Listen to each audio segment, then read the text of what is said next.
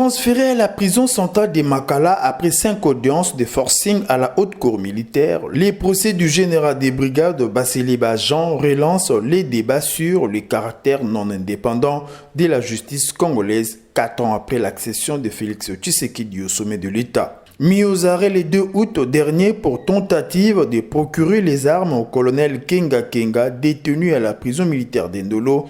Pour l'affaire Tchebeya, l'avocat général de FARDC, le général Basseliba Jean et les collectifs de ses avocats dénoncent un complot organisé à travers ces procès de la honte émaillés des irrégularités graves et incohérences portées par les tribunaux et les ministères publics en difficulté d'éprouver la culpabilité du général Basseliba. Les faits tels qu'ils sont débilés par le ministère public, je ne me retrouve pas là-dedans. Donc je n'ai pas fait des choses comme ça. Et de deux, je trouve que c'est une infraction nouvelle qui doit être insérée dans le code pénal militaire. Tentative de procurer des moyens pour l'évasion, qui à mon humble avis est différent des tentatives d'une évasion. À moins que ça soit une nouvelle loi. Bon. Déjà au lendemain de son arrestation, la famille biologique, le collectif des avocats et les observateurs avertis étaient surpris d'apprendre sur les ondes de la RFI le 10 août dernier sans preuve que le général des brigades aurait remis personnellement 2 sacs au colonel Kenga Kenga contenant les armes et autres effets militaires. Affirmation contredite publiquement par le commandant de la prison militaire d'Endolo, le colonel Manga Flori, devant la haute cour militaire à l'audience du mercredi 24 juillet. Sans contrainte, le commandant de la prison militaire confirme avoir réceptionné personnellement les 2 sacs de main du général avec promesse de les fouiller avant de les donner aux concernés. Proposition à laquelle le général des brigades Basseliba ne s'est pas opposé en dépit de son pouvoir. Le directeur est là, je l'appelle, je ne sais pas, c'est dans mon bureau, je crois, monsieur le directeur, ça ce sont les effets. Je connais Kenga Kenga qui est déjà condamné, des sacoches que vous voyez. Et il vous revient de gérer ça. Donc, vous pouvez amener. J'ai vu le général venir à la prison, comme toujours, accompagné de son gars de Dicor. Cette fois-là, son gars de Dicor transportait 2 sacs, l'un de couleur rouge, l'autre de couleur noire.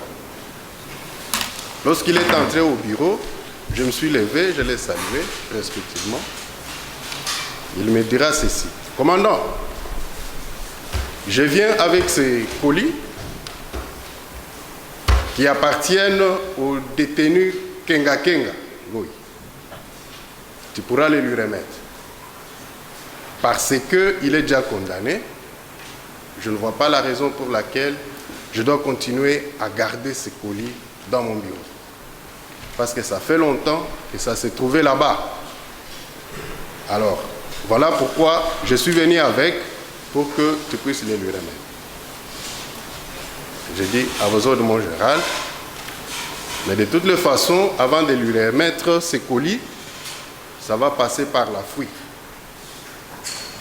en présence de son avocat. Il me dira, ok, ça va, il n'y a pas de souci.